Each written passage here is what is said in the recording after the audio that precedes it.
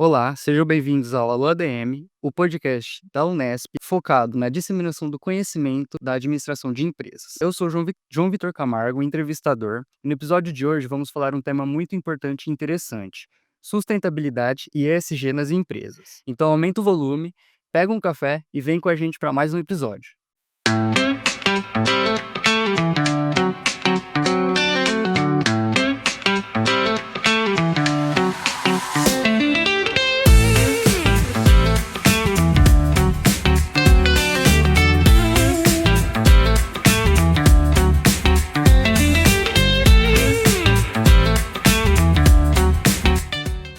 Para esse papo, recebemos Elizabeth Penhauber, da ERM, maior empresa de consultoria mundial focada exclusivamente em sustentabilidade. Falando um pouquinho da Elizabeth, ela é formada em biologia, com mestrado em ecologia e especialização em gestão ambiental. Elizabeth possui mais de 30 anos de experiência, contando a academia, indústria e consultoria, e hoje atua na ERM como diretora responsável pelos serviços de consultoria social e avaliação de impactos no Brasil. Olá, Elizabeth, você poderia começar falando um pouco sobre sua trajetória?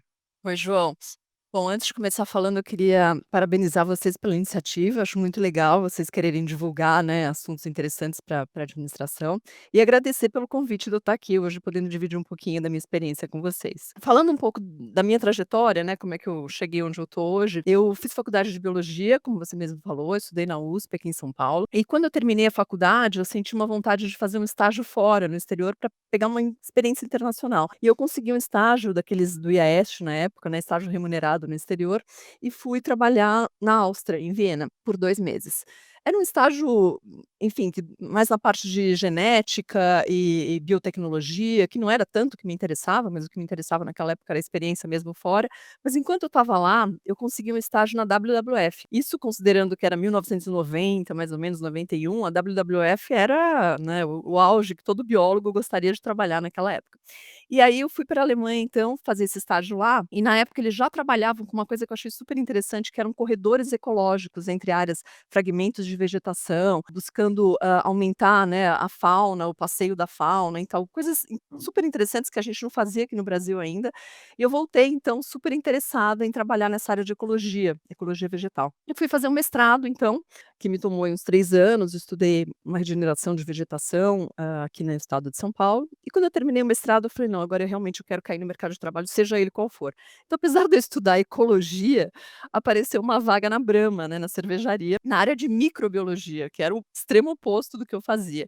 Mas eu encarei e fui e entrei na Brahma, trabalhei lá por 5 anos, entrei como trainee de microbiologia, acabei virando supervisora de laboratório, e aí finalmente fui para a área ambiental, sendo coordenadora de meio ambiente. E eu diria que, assim, esse é um ponto importante na minha vida, porque a Brahma foi uma escola para mim. Eu acho que foi a primeira empresa, efetivamente, que eu entrei, e é uma empresa, com metas super agressivas, enfim, né, uma empresa onde você cresce muito rápido também. Então eu acho que muito do que eu sou hoje profissionalmente, eu devo a esses 5 anos aí de trabalho na Brahma. E aí saindo de lá, eu já meu último trabalho lá foi implementar a ISO 14001, né, na fábrica onde eu trabalhava, e em função disso, dessa experiência que eu adquiri, eu acabei migrando para a RM, então, em 2000. Eu estou na empresa há 25 anos, na RM, e é uma empresa de consultoria. Desde que eu cheguei, meu primeiro trabalho foi com sistemas de gestão, aí depois eu fui migrando várias áreas, e hoje eu sou responsável, então, pelas áreas de avaliação de impacto, como você falou, e de consultoria social.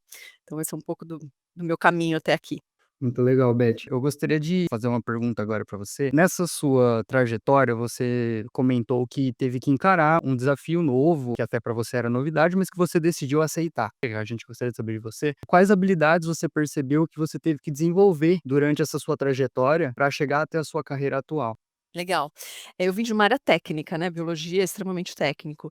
E eu acho que quando eu caí no mundo empresarial, né, eu percebi que tinha, assim, um mundo que eu não conhecia, né, eu não conhecia nada de finanças, eu não conhecia nada de administração, de RH, de pessoas, gerir pessoas, né, a gente estuda animais e plantas na faculdade. Então eu acho que isso foi uma coisa que eu percebi que eu precisaria me aprimorar, né, ao longo da carreira.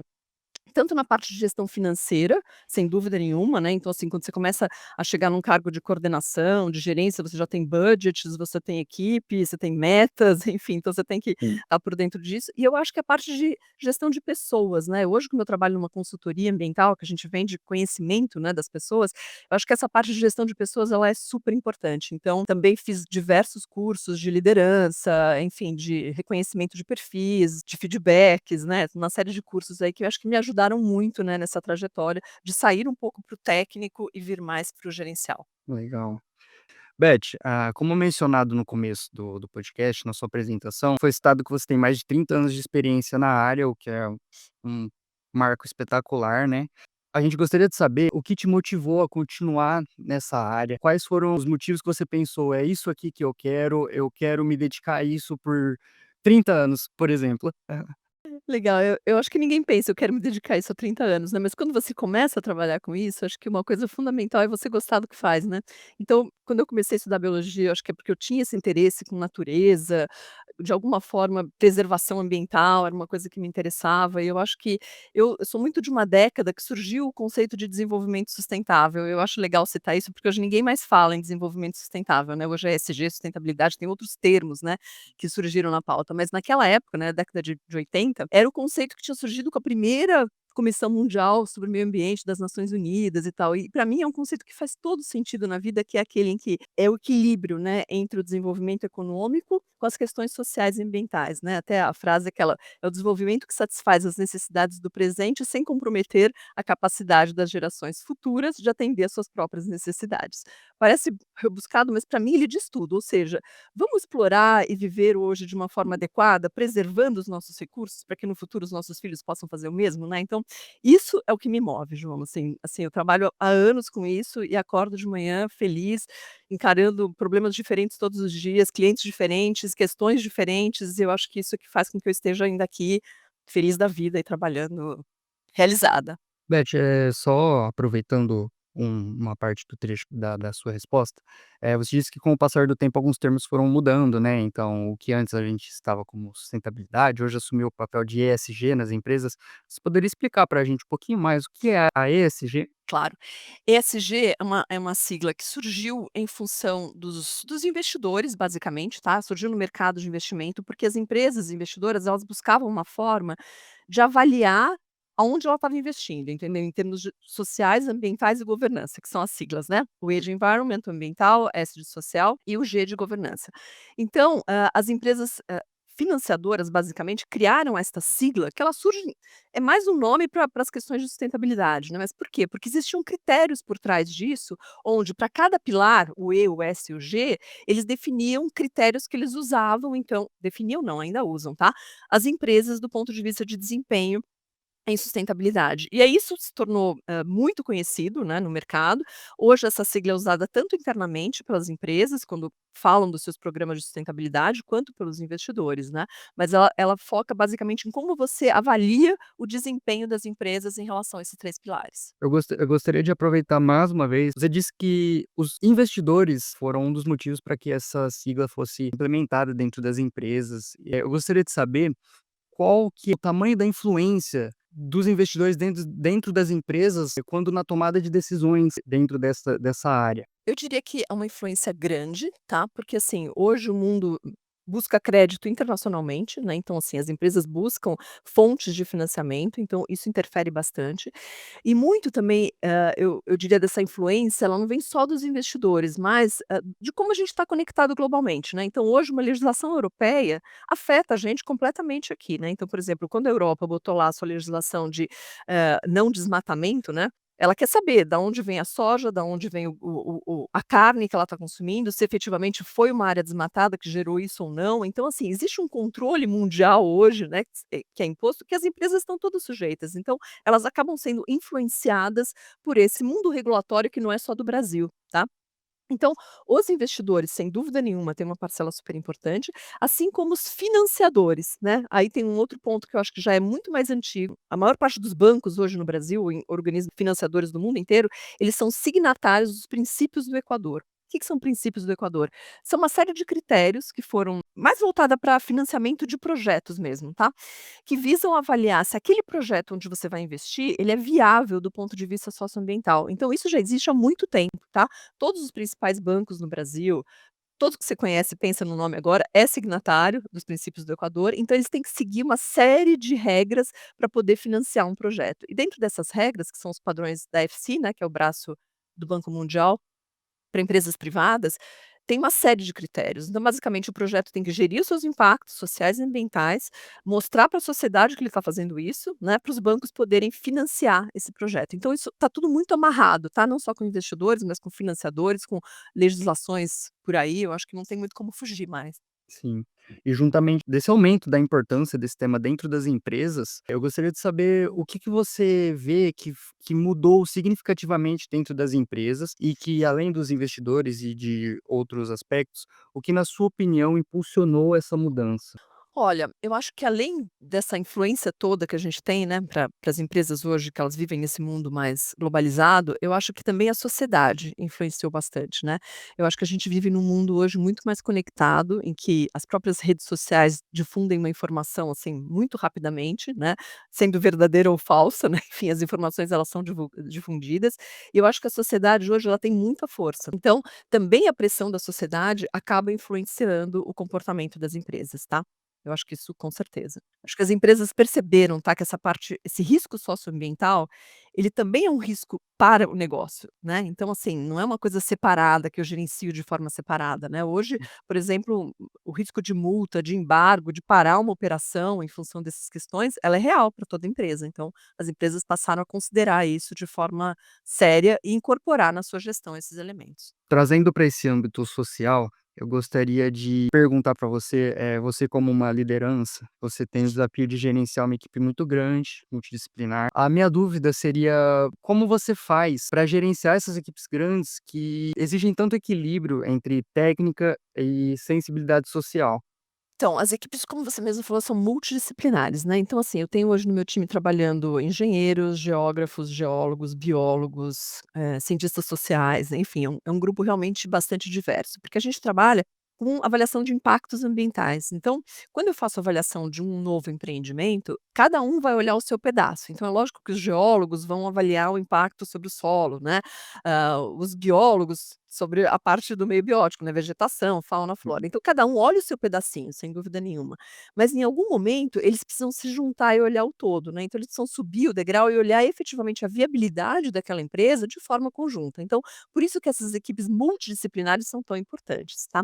Agora, quando a gente vai consultar a sociedade, porque assim, você está implantando um empreendimento, as melhores práticas hoje dizem que você precisa ouvir as pessoas que vão ser afetadas, né, você não pode chegar lá simplesmente e colocar a sua operação. Então quem vai fazer essa escuta de quem vai ser afetado, entender o que que eles, têm de preocupação, o que que eles têm de sugestão para a gestão, para passar a conviver, né, com aquela nova empresa, quem faz isso é a equipe social. Então são os cientistas sociais ou os geógrafos, enfim, é a equipe que tem mais, capacidade técnica de lidar com isso, tá. Então apesar da equipe ser multidisciplinar, cada um faz o seu pedacinho, e a interlocução com as partes interessadas ou com a sociedade, que requer justamente essa sensibilidade que você citou, é feita por quem entende do assunto, né, por quem, estudou para chegar lá e saber se comunicar e se relacionar adequadamente. Certo. Tema que hoje é muito debatido dentro das empresas, aliás, acredito que em qualquer lugar, tem sido a questão do bem-estar e saúde mental. Eu gostaria de saber quais práticas que você, como liderança, tem adotado para fazer com que esses âmbitos estejam presentes de forma positiva dentro das equipes que você lidera. Eu acho que saúde mental é uma questão super importante, tá, e o equilíbrio, né, entre a nossa vida pessoal e profissional, ele é super importante também. E aí eu acho que vem uma corresponsabilidade, na minha opinião, né. Eu acho que, assim, a gente tem que saber também se policiar e saber dividir as 2 coisas, né. Eu preciso dar total atenção para o meu trabalho e preciso dar total atenção para minha vida pessoal. Então cada um de nós também é responsável um pouco pela nossa saúde mental, eu penso assim. A empresa, claro que ela vai proporcionar práticas ou atividades que ajudem isso, né. Então, por exemplo, pode vir desde apoio psicossocial, né, ou seja, apoio psicológico quando necessário, através de planos de saúde ou através de programas da própria empresa. Pode ter, sei lá, grupos de discussão, ou pode ter, possibilidade de você tirar, um sabático quando você precisa. Então tem várias coisas que a empresa pode fazer para ajudar você a gerenciar a sua saúde mental. Mas eu acredito realmente que é uma coisa das 2 vias. A gente também tem que saber gerenciar a nossa saúde mental, então a gente também tem que saber separar as coisas. Eu acho que existe uma corresponsabilidade dos 2 lados, né, para poder garantir que todo mundo chegue bem em casa no final do dia, né. Aproveitando, o contexto, na sua opinião, quais são as principais consequências que as empresas que não dão a devida atenção a esse tema enfrentam, visto que é um tema de extrema importância, como você disse, pois afeta a performance e tudo mais. Então eu gostaria de saber quais as principais consequências que as empresas que não dão atenção a isso enfrentam. Eu acho que assim, o funcionário ele está lá naquela empresa para trabalhar e executar uma determinada tarefa, né, então a empresa precisa desse funcionário, certo? Tanto é que ele tem essa relação de trabalho. Então assim, se você não dá essa importância, vamos dizer assim, ou esse apoio, você vai acabar muitas vezes ficando sem o funcionário, né, porque ele não vai conseguir trabalhar, ele não vai estar em condições adequadas para estar ali respondendo com o nível de produtividade que a gente precisa hoje, ou com o nível de atenção que a gente precisa hoje. Então acho que o reflexo ele é direto, né, cada vez mais, as empresas dependem das pessoas, então elas têm que estar 100% para conseguir dar o seu melhor naquele trabalho, naquele dia, né. Então acho que as consequências são isso, né, muito afastamento, muitas pessoas que não conseguem lidar com o dia a dia, com a pressão, então eu acho que não tem como hoje a empresa deixar de olhar para esse aspecto. Certo. Você poderia compartilhar com a gente, Beth, um exemplo de projeto ou iniciativa social que te marcou ou que você considera que é um modelo a ser seguido? Eu posso compartilhar um que me marcou. Na verdade, eu sou bióloga, né, como eu falei, eu trabalhei até 2010 mais ou menos, basicamente na parte ambiental, né. E aí eu acabei juntando uma área, fui parar na parte social e acabei acompanhando um projeto que a gente fazia na época, que era um projeto de reassentamento no Maranhão, com uma comunidade de quebradeiras de coco-babaçu, que é uma coisa super específica, né, mas é uma comunidade extrativista. E eu tive a oportunidade de ir lá para fazer a primeira reunião, a primeira entrevista com essas famílias, né. Então o nosso trabalho era desenhar um plano de reassentamento, né, ou seja, as pessoas iam ter que sair do local onde elas moravam, ir para outro, mas fazer isso de forma participativa, né, com esse grupo, para justamente causar o menor impacto possível de uma ação que já é impactante por si só, né, tirar a pessoa do seu próprio local de moradia. E participar dessas entrevistas e ouvir as pessoas falando e pensar que, puxa, o nosso trabalho de alguma forma ia ajudar a melhorar o padrão de vida delas de alguma forma, ou minimamente manter, né, mas assim, era para melhorar e não para prejudicar ainda mais, né, eu acho que isso foi uma coisa que me motivou muito a continuar trabalhando na parte social, né, que eu acho que é uma coisa que eu faço e gosto muito hoje, né, você consegue ver o resultado do seu trabalho, né. É muito bom quando alguém chega para você e fala: "Poxa, esse trabalho efetivamente mudou a realidade dessas famílias", né. Reassentamento é um tipo de projeto que eu diria que é o principal nisso, né, quando você vê uma família que mudou para uma nova residência e depois manda um WhatsApp para a turma falando: "Gente, olha aqui a minha nova casa, que legal". Significa que você de alguma forma ajudou, né. A gente não é o cliente, mas a gente ajuda de algum jeito, e isso me marcou bastante. Beth, você disse que o reassentamento, no caso que você fez, no Maranhão, impactou de forma positiva a vida daquelas pessoas que convivem, né. Eu gostaria de saber se, na sua opinião, existe algum outro setor que vem se destacando em termos de gestão ambiental e sustentabilidade de forma inspiradora, algo que você entende que vem também mudando muitas vidas. Olha, mudando muitas vidas, eu acho que assim, eu vejo as empresas cada vez mais levando a fundo os seus projetos de investimento social, né. Então hoje as grandes empresas todas, elas atuam também com seus institutos ou fundações ou com suas carteiras de investimento social privado.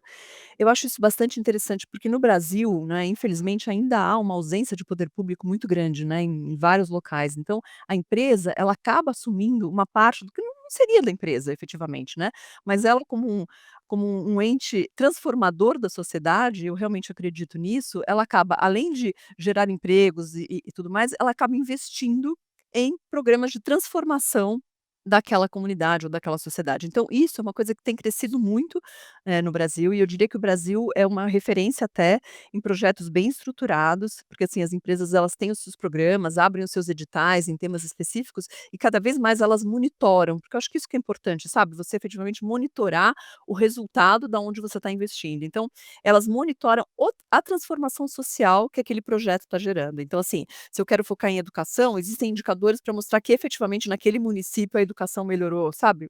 Você vai na base, não só: "Ah, eu fiz", né, mas você consegue comprovar que aquilo tá gerando, né, realmente um ganho para aquela sociedade. Então, na parte social, eu diria que esses projetos são os que têm me chamado mais atenção. Na parte ambiental, eu acho que tem projetos bastante, que não vou dizer que talvez o ganho para a sociedade ele é mais indireto, né, ele não é exatamente naquela população, mas, por exemplo, existem muitos projetos hoje de biodiversidade que eu tenho acompanhado, que efetivamente medem indicadores de biodiversidade e depois mensuram os impactos e garantem que você não tenha nenhuma perda líquida de biodiversidade ou, em alguns casos, você tem até o ganho de biodiversidade, dependendo do projeto. Então, são coisas que são reportadas, né, para a sociedade e tal, então são projetos bastante interessantes. Dentro do nosso curso de administração, nós temos muitos alunos que têm o sonho de empreender, ter seu próprio negócio. Eu gostaria de, no âmbito ambiental, entender o que para você tem que ser o começo para transformar riscos ambientais em valor para o negócio. Eu diria que o Brasil, a gente tem uma legislação super rica, tá, rica até demais, porque você tem uma lei que sobrepõe a outra e no final para cada assunto você tem 10 leis que falam a mesma coisa, é até demais. Mas é um baita início, né, porque se você seguir a lei no Brasil, nossa, você tá com uma gestão ambiental, assim, super estruturada, tá, ambiental e social. Então eu diria o seguinte, qualquer nova empresa que se instale, procura saber quais são os seus impactos ambientais e sociais. Às vezes eles são mínimos e ok, faça a gestão desse impacto mínimo, às vezes ele é maior, entendeu? Mas entender o impacto que aquela empresa gera, né? Social e ambiental, e efetivamente ter ações para você mitigar ou controlar ou compensar esses impactos é a base, né? E a nossa legislação, ela é super forte. Então, com base nisso, eu tenho um determinado impacto, sei lá, eu gero efluentes, né? Pô, eu tenho N legislações que falam como eu tenho que tratar esse efluente ou como é que eu tenho que lançar, qual o parâmetro que pode não ser, né. Então, assim, existe uma referência já no Brasil que é bastante sólida, tá. Eu falei um pouquinho de padrões internacionais no início, a gente faz muito esse trabalho de comparar a legislação brasileira com os padrões internacionais, esses do IFC que eu te falei. Muita coisa bate, entendeu, muita coisa a própria legislação brasileira já, garante o atendimento, tá. Outras, óbvio, são mais restritivas nesses padrões, mas assim, eu diria que 70%, 65, 70 no mínimo, é coberto pela legislação brasileira. Então, começar por aí, começa cumprindo as leis e procurando, né, entender os impactos, que já tá bom demais. Beth, eu gostei de uma coisa que você falou, que é a influência internacional também. Óbvio que a gente segue a legislação brasileira e tudo mais, mas, a influência internacional também exerce um papel dentro das empresas. E no contexto que a gente está falando, como que você enxerga as ações do novo governo americano neste momento atual? Olha, eu acho que tem sido incerto, né, na verdade, assim, tem mudado bastante. Então eu acho que, assim, as empresas em geral, elas têm um plano de governo, vamos dizer assim, né, as empresas têm seus planos de gestão e suas políticas que elas são mais perenes. Eu acho que eu não vejo as empresas mudando drasticamente, tá, a sua gestão num governo ou em outro. Claro que muitas vezes você pode ter, por exemplo, uma meta sendo adiada. "Ah, eu tinha uma meta para 2025, agora essa meta vai para 2028, vai para 2030". Isso você começa a perceber em função de situação econômica em geral, tá, não necessariamente o governo A ou o governo B. Agora, eh, eu acho que é incerto ainda, tá. O que eu percebo hoje é que as empresas mantêm os seus programas, as suas políticas e seguem. Mas, por exemplo, eu já li que no jornal, né, que algumas empresas americanas, por exemplo, deixaram de ter mulheres no conselho, porque era uma norma, né, de ter "X" mulheres no conselho, e isso deixou de existir, porque justamente agora não precisa mais. Que são, na minha opinião, retrocessos, né, de alguma forma. Mas o quanto isso vai efetivamente afetar a maioria das empresas, não sei te dizer, acho que ainda está muito cedo para a gente afirmar. Beth, Como você entende que é possível transformar o discurso de diversidade e inclusão em prática efetiva e com impacto social mensurável? O tema de diversidade e inclusão, ele está em pauta em todas as empresas hoje, né, praticamente todas, lidam de uma forma ou de outra, às vezes mais robusta, às vezes menos, com esses temas, né. Esses programas, em geral, nas empresas, eles visam justamente, criar um ambiente de trabalho mais justo, equitativo, com oportunidade para todos, né. Então, a maioria das empresas tem política de recrutamento inclusivo, treinamento, sensibilização, uma série de atividades, né. O que eu tenho visto é que as empresas elas focam bastante em gênero, orientação sexual, são os top assuntos, né, da diversidade e inclusão, um pouco em raça, né, menos do que em gênero e orientação sexual, e em pessoas com deficiência. Em geral, existem vários indicadores, né, elas monitoram lá quantas pessoas, quantas mulheres, que nem quantas mulheres no conselho, quantas mulheres na diretoria, ou quantos enfim, tem indicadores desses programas. Mas eu ainda acho que a gente ainda tem muitos desafios, João. Eu acho que, assim, a lei, por exemplo, de PCD, né, de cotas, né, de número de funcionários com deficiência que as empresas deveriam ter já há muitos anos, essa lei é super antiga. Ainda a gente se depara com empresas que não conseguem cumprir esse número de pessoas trabalhando. Enfim, e tem vários outros assuntos que ainda são, que as empresas não conseguiram superar, né, algumas barreiras para realmente botar para dentro a parte de inclusão em todos os seus aspectos, né. E, eu acho que mensurar o impacto dessa ação, né, dos programas de diversidade e inclusão para a sociedade é uma coisa que a gente ainda nem está pensando, né, ou seja, as empresas ainda estão estruturando seus problemas e procurando medir o quão efetivos eles são para a empresa, né, ou para o seu dia a dia. Agora, olhar para fora, olhar para a sociedade, dizer o quanto esses programas efetivamente estão mudando a nossa sociedade, eu acho que não tem nenhum exemplo, pelo menos eu não tenho nenhum exemplo que eu já tenha visto da mensuração desse impacto real, né, como você bem perguntou, mensurável na sociedade. Eu nunca vi, sinceramente. Certo. Claro que, então, a governança, a liderança envolve muitos aspectos, muitos desafios, né, para exercer. Como que os líderes podem desenvolver um olhar, então, mais sensível para temas como vulnerabilidade, escutativa e empatia, sem que seja perdida a eficiência dos resultados, né, a conclusão das tarefas e dos objetivos da empresa? Eu acho que esse é um bom ponto também. Eu acho que assim, todos nós a gente precisa entender que cada pessoa é uma, né, ou seja, cada pessoa é diferente uma da outra, e que todo mundo que trabalha numa empresa carrega uma história pessoal, né. Quando você chega para trabalhar, alguma coisa aconteceu com você à noite que só você sabe, né. Enfim, você tem uma vida pessoal por trás. E aí, eu acho que por outro lado, quando a gente é contratado para trabalhar numa empresa, a gente tem uma função a desempenhar, certo? Você está lá para você recebe um salário para desempenhar uma determinada função bem desempenhada, bem feito.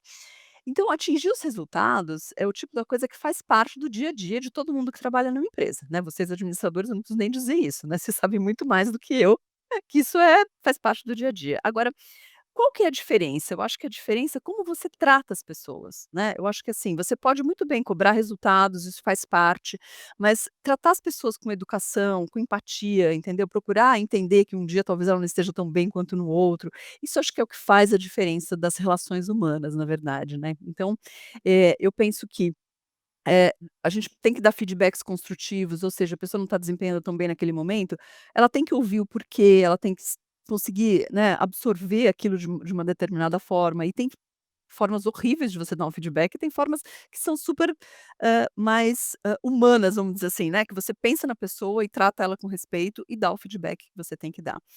Por outro lado, sempre tem os 2 lados, né, como eu falei na parte de saúde mental, de equilíbrio, acho que a pessoa também tem que estar aberta, né, a ouvir esses feedbacks e a realmente incorporar. Eu acho que quando essa roda funciona bem, né, a coisa, gira melhor nas empresas. Hã, eu acho que todo líder ele precisa ter empatia, ele precisa se colocar no lugar do outro, mas ele também não pode deixar de cobrar o que ele tem que cobrar, né, de desempenho dos funcionários. Então eu diria que eu gosto de uma frase que é, que a gente tem que endurecer, mas sem perder a ternura, né. Aquela velha frase, porque é isso, não adianta você só ter ternura, mas a gente não pode esquecer, né, de tratar bem as pessoas. Sim.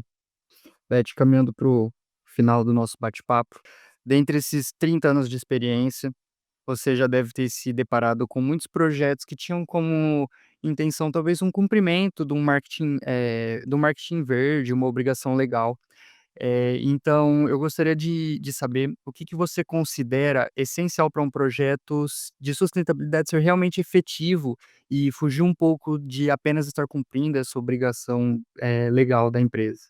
Existem vários projetos super interessantes que estão focados em cumprimento legal ou cumprimento de condicionantes, né, não podemos esquecer que no Brasil, quando você licencia uma empresa, vem uma série de condicionantes que são muito mais de desenvolvimento daquele território que normalmente o Estado colocaria. Eu já vivi em condicionantes: "Ah, você tem que construir um hospital", por exemplo, entendeu?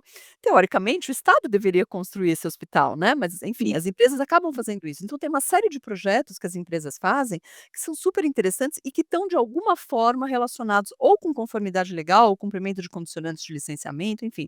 E eles são bons, tá, então acho que isso não é um ponto que diferencia os bons dos ruins, né. Agora o que que eu acho que é o fundamental para fazer a diferença? Acho que 2 coisas, uma monitorar o resultado, que é o que eu estava te falando, né, ou seja, quando você investe num programa e você efetivamente monitora o resultado daquela ação, como transformação, seja ambiental ou social, aí sim você está mostrando uma seriedade maior em relação àquele projeto. E eu acho que a segunda coisa é reportar. Então hoje, praticamente todas as empresas têm relatórios de sustentabilidade, né, mas existem relatórios de sustentabilidade robustos, relatórios de sustentabilidade mais simples. Então, eu acho que o próprio leitor pode fazer o seu julgamento, né, ou seja, tem relatórios que são capazes de você é capaz de entender o desempenho da empresa, a parte boa e a ruim, ela é super transparente, ela fala: "Olha, isso aqui funcionou, o resultado foi esse, isso aqui não funcionou ainda, eu ainda vou correr atrás desse indicador porque ele não está tão bom ainda", né. Essas são as empresas mais sérias, né. Outras só reportam as coisas boas. Então eu acho que, assim, dá para conhecer muito das empresas hoje quando você olha os relatórios de sustentabilidade que elas publicam, né. E eu acho que pensar naqueles projetos que efetivamente monitoram o resultado em relação ao objetivo é fundamental. Beth, um dos motivos principais da criação do nosso podcast é inspirar tanto os alunos do curso quanto as pessoas, externas que gostam dos temas da administração e pretendem seguir com isso. Eu gostaria de saber qual conselho você daria para profissionais que querem trabalhar com a área de sustentabilidade, e de alguma forma querem causar um impacto positivo? Bom, então primeiro eu falaria para quem não necessariamente quer seguir com isso, mas para quem faz administração. Eu acho que, assim, esses temas hoje são fundamentais, né, gente. Vocês vão gerir empresas, certo? Vocês vão ser os administradores das empresas por aí. Então, assim, tem que garantir que esses temas estão sendo cuidados pelas empresas, né. Primeiro, goste ou não goste, virou uma obrigação, assim como é a parte legal, financeira, RH, é a parte de sustentabilidade hoje nas empresas. Então, eu acho muito legal eu estar falando aqui para vocês, quer dizer, vocês terem se interessado, né, em ouvir uma pessoa falando sobre sustentabilidade, porque eu acho que esse é um tema que não tem como sair das empresas, faz parte hoje da gestão. Por outro lado, para quem quiser trabalhar na área, né, que é apaixonante, eu acho que é muito gostoso, como eu falei, é muito gratificante, né, a gente no dia a dia saber que de alguma forma a gente está contribuindo, como você mesmo falou, para o impacto positivo ou para o desenvolvimento sustentável. Então acho que a minha dica é: busca uma formação na área, né, porque é uma área mais técnica, então assim, tanto faz o pilar, se é o pilar de governança, se é o social, o ambiental, mas enfim, procura uma prática que você se te identifique mais e se especialize no assunto, né, procure aprender efetivamente e se aprofundar, porque o mercado, ele tem demanda para esse profissional, né. As empresas hoje, praticamente todas têm as suas áreas aí de sustentabilidade ou ambiental, ou às vezes ainda é uma área ambiental de saúde e segurança, existem vários nomes diferentes, mas praticamente todas as empresas têm. Então demanda no mercado? Tem, né, por bons profissionais. Então, efetivamente, mergulhem, se qualifiquem e vem trabalhar com a gente que é muito bom. Acho que fica bem claro que se você pudesse redesenhar o mundo do trabalho a partir do zero, você jamais deixaria de fora os temas, sustentáveis. Eh, eu gostaria de saber, Beth, o motivo principal. Você fala: "Olha, por esse motivo principal", óbvio que são inúmeros motivos, razões que a gente não pode deixar de fora, mas para Beth, por qual motivo não poderia ficar de fora? Olha, eu sou muito suspeita, né, na verdade, assim, eu acho que esse é um tema importante, como a gente falou, mas eu acho que o que deve mover as pessoas no trabalho, de uma forma geral, para mim, pelo menos, é a paixão, entendeu? Assim, tipo, você mesmo falou, eu trabalho há 30 anos, né, imagina 30 anos acordar e falar: "Puxa, que saco, fazer isso de novo", entendeu?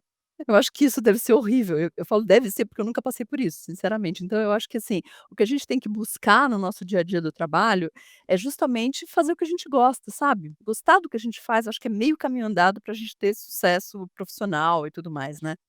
E aí eu acho que, assim, várias coisas não podem faltar num ambiente de uma empresa, né, então não pode faltar essa parte socioambiental? Claro que não, mas N outras não podem, essa é mais uma delas.